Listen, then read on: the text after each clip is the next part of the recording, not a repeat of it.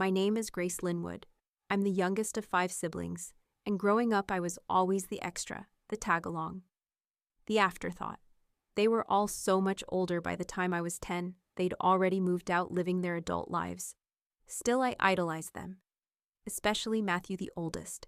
He could do no wrong in my eyes. Claire was my poised, elegant sister, Olivia, the life of the party. David always the serious one. And then there was me. I was the kid, left behind. Not at first. To you, they're superheroes. Everything they do is amazing. I remember sitting on the living room floor, watching Claire curl her hair and do her makeup before a date. I remember Olivia blasting music in her room and dancing like nobody was watching. And I remember begging David to read his biology textbook out loud just because I liked the sound of his voice. They weren't just my siblings, they were my world. And I thought maybe one day I could be part of theirs. But that day never came. The older I got, the clearer it became. They didn't see me as one of them. I was more like the family pet, cute when convenient, easy to ignore.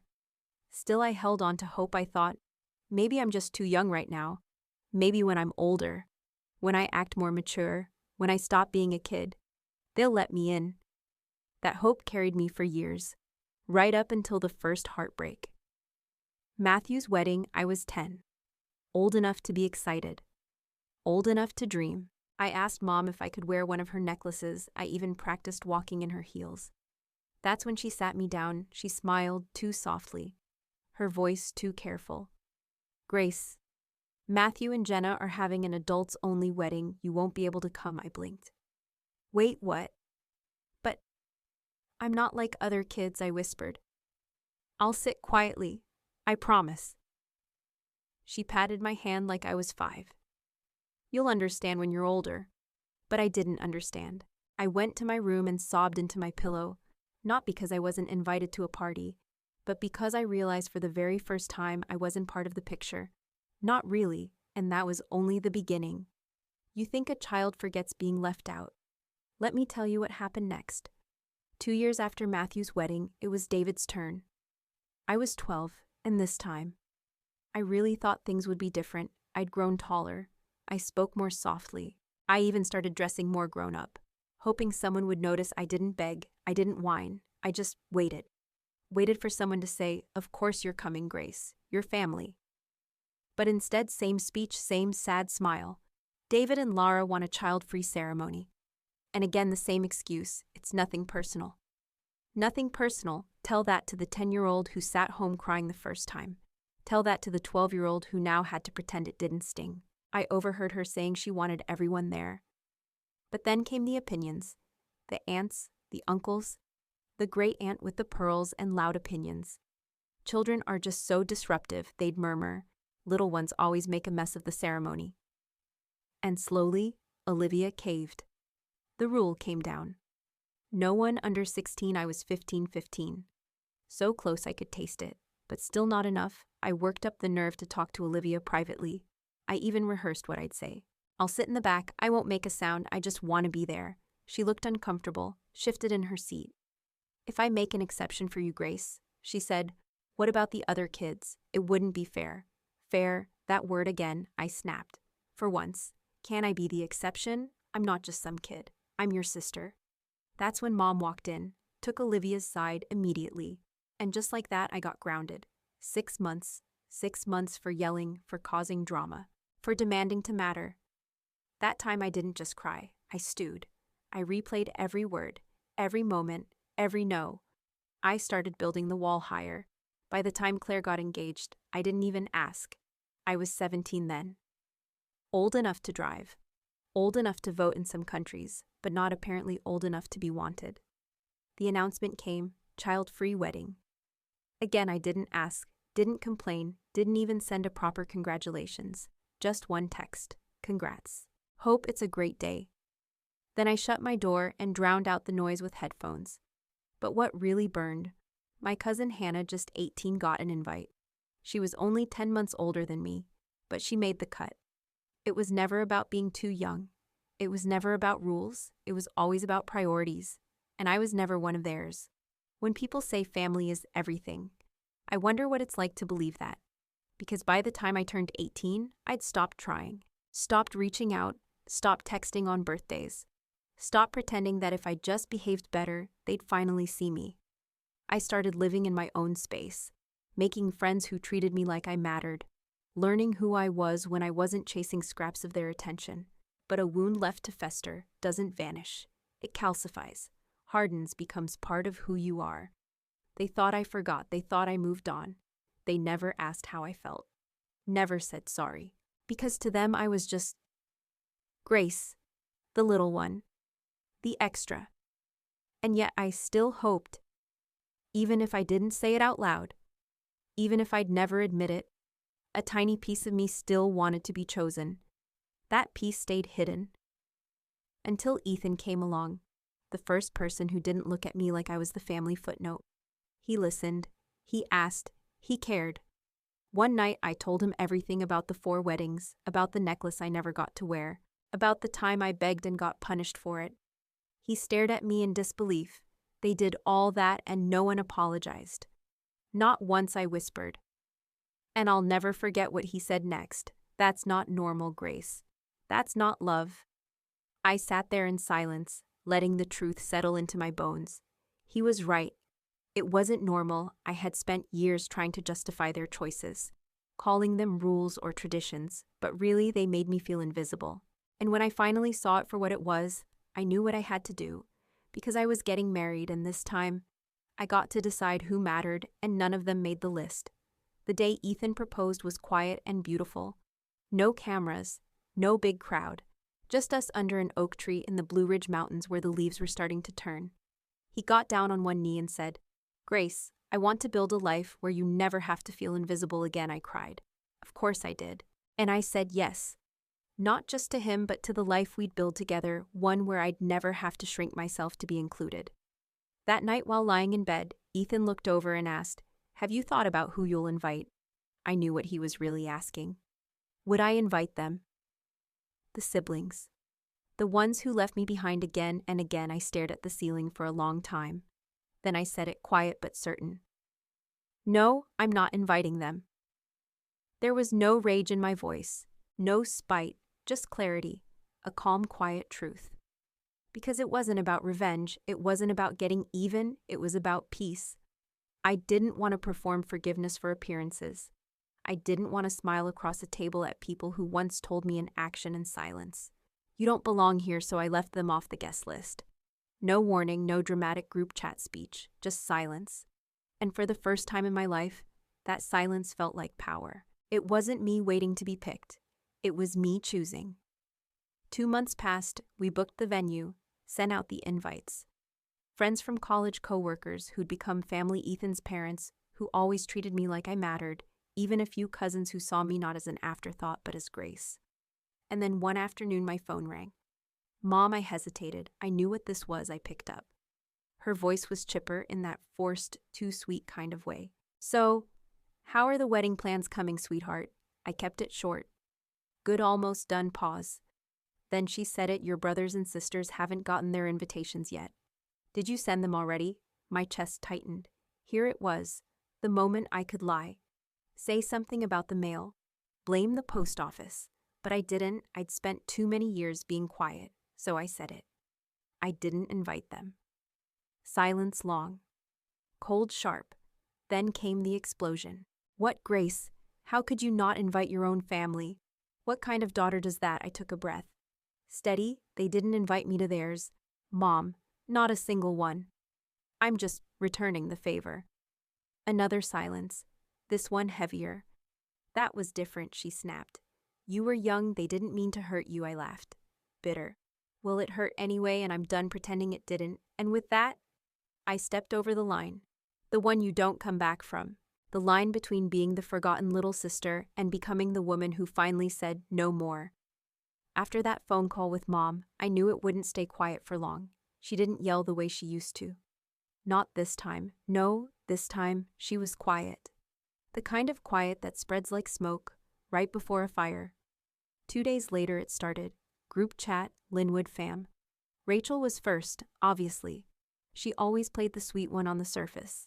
"Hey, just checking. Did something happen with the invites? We haven't gotten ours yet." Then came David straight to the point. What's going on? Are we not invited? I stared at my screen. I could feel my heart pounding, fingers hovering over the keyboard. What do I say? Do I answer? Do I explain? A part of me wanted to God. I wanted to lay it all out, every wound, every exclusion, every time I sat home wondering what I did wrong. But another part of me, the stronger part, knew it wouldn't matter. They wouldn't get it. They never had, so I did nothing. Left the messages on read. That silence. It hit louder than anything I could have said that night. During dinner, Ethan noticed I was quiet. He reached across the table. Want to talk about it? I showed him the chat. He scrolled, eyebrows raised, then handed the phone back. You don't owe them an explanation, Grace. I know, I said quietly, but they're going to make me out to be the bad guy. I can already feel it. Let them, he said, his voice steady. You know the truth.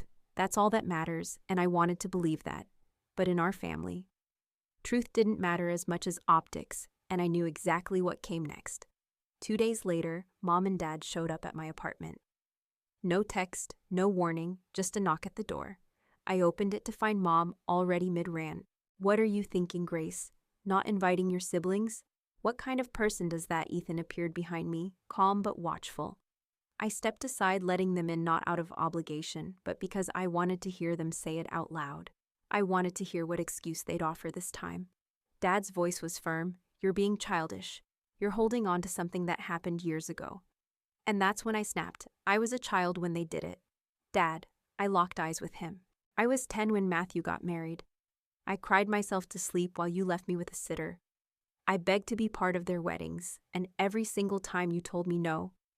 Don't talk to me about being childish when I was the only one treated like I didn't exist. Silence. They didn't expect that. They never do when the quiet one finally speaks. Mom's eyes welled with tears, but not the kind that come from understanding. No, this was guilt dressed up as grief. You're destroying this family, Grace. I didn't flinch. You destroyed it when you let them shut me out. I'm just refusing to pretend it never happened. They left not long after, furious, frustrated, and still not listening. And that's when the campaign began. Passive-aggressive Facebook posts. Rachel posted a photo of her wedding day with the caption, "Family is forever." Even when some people forget, Chris commented, "Love you, sis." Some people don't know how to appreciate real family anymore. It was pathetic. But I'd be lying if I said it didn't hurt. You can know someone is toxic and still ache for their love. You can understand the wound and still feel it throb. In our extended family group chat, one I'd muted years ago, suddenly they all had opinions. Aunt Linda. So sad to see what bitterness does to people. David, I just don't get it. We all love Grace. She's just distant lately. And then Matthew, the golden child. The one I once thought hung the moon, he wrote. I never realized how much resentment Grace was holding on to. It's really sad to see her throw away her family like this. I stared at the screen. My hands were shaking. How dare they? How dare they spin this as if I was the villain? They excluded me. They made me feel like a ghost in my own house.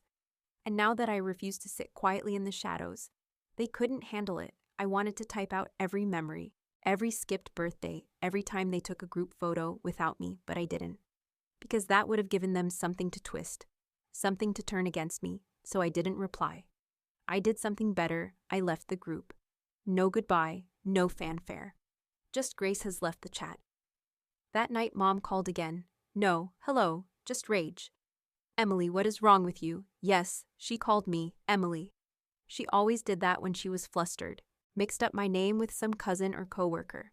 Because remembering me? That was never the priority. I stayed quiet. She kept going. Your siblings are heartbroken. You're destroying this family.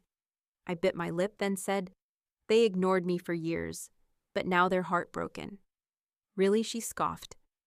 You've always been like this, making everything about you. I almost laughed. Because for once this was about me, I was reclaiming my voice, setting boundaries, choosing peace over performance. This isn't about a wedding, Mom, I said. This is about years of being invisible. This is about realizing that just because someone shares your blood doesn't mean they value your presence. She tried again. You'll regret this one day. Friends come and go, but family, no, I cut in.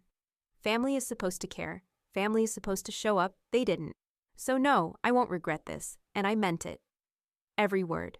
That week I blocked Rachel, then David. Then Chris unfollowed Matthew, muted Aunt Linda. One by one, I cut the cords. Not out of anger, but because silence this time was freedom.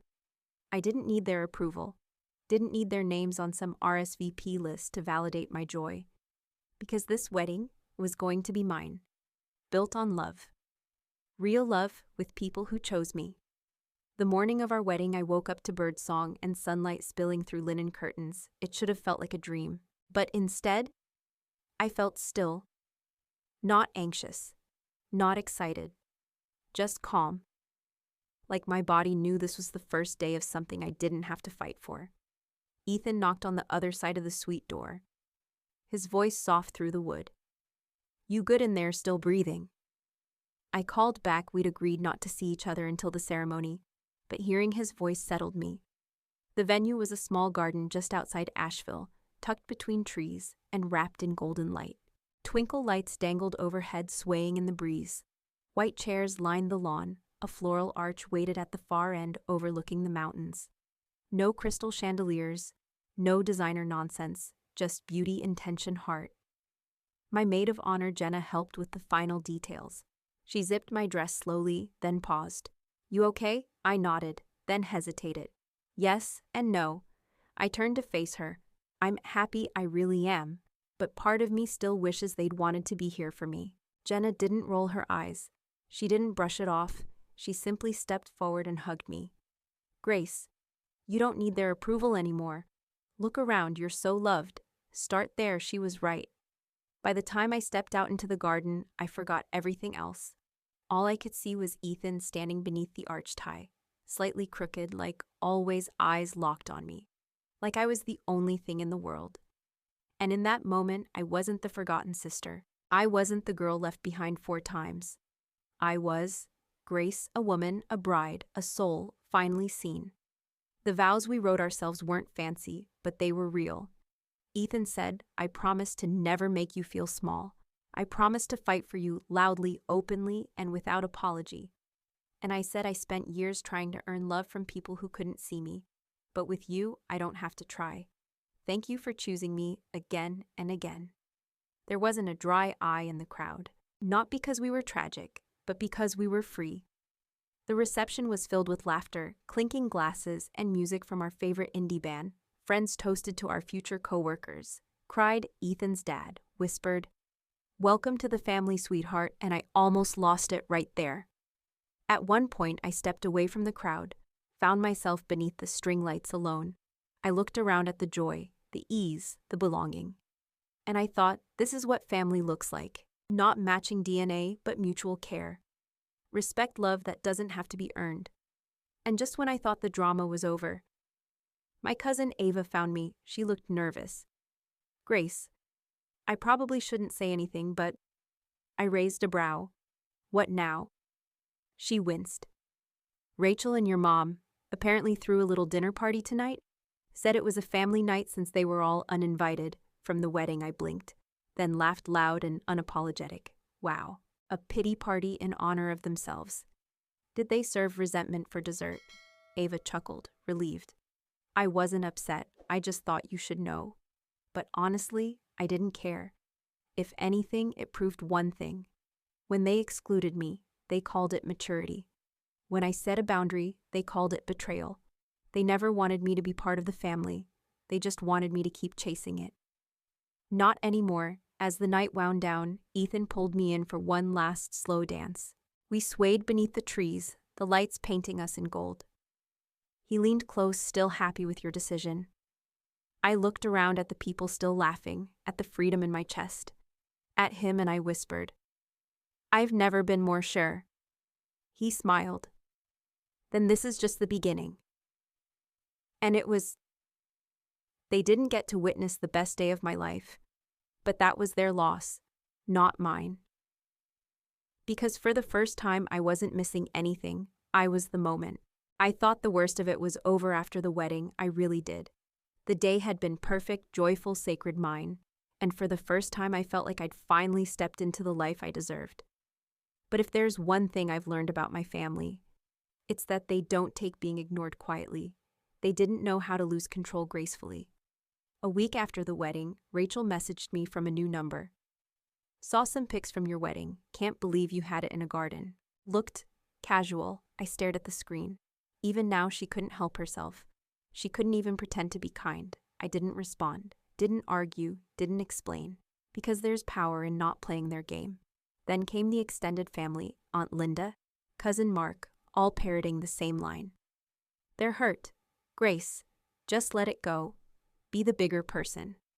But I was being the bigger person. I'd been doing that since I was 10 years old. I was done making myself small to fit their version of family. The final straw, Mom showed up unannounced. She stood on my doorstep like a ghost from the past, eyes full of staged heartbreak. You'll regret this someday, she whispered. You'll miss us, and we won't be there. I looked her straight in the eye. No, Mom, I won't. And for once she had no script left to follow. No guilt left to weaponize. That night I blocked every number, one by one. Not out of hate, but for peace, for space. A few weeks later, Ethan and I were curled up on the couch, halfway through a bad rom-com, and he asked, "Do you regret not having them there?" I thought about it, about all the years I spent begging to be included. All the nights I cried because I wasn't invited, and I said no. Because the people who showed up chose me, and that made all the difference. Blood doesn't entitle someone to your life. Love does. Respect does. Sometimes family isn't who raised you. It's who sees you, who listens, who stays. I don't regret not inviting them. I regret ever thinking I needed to. So if you've ever felt like the outsider in your own family, just know you are not alone, and you don't have to keep proving your worth. Not to them. What did you think of Grace's story? If you were in her shoes, would you have done the same? Let us know in the comments. And don't forget to subscribe to EN True Tales for more powerful real-life revenge stories every single day.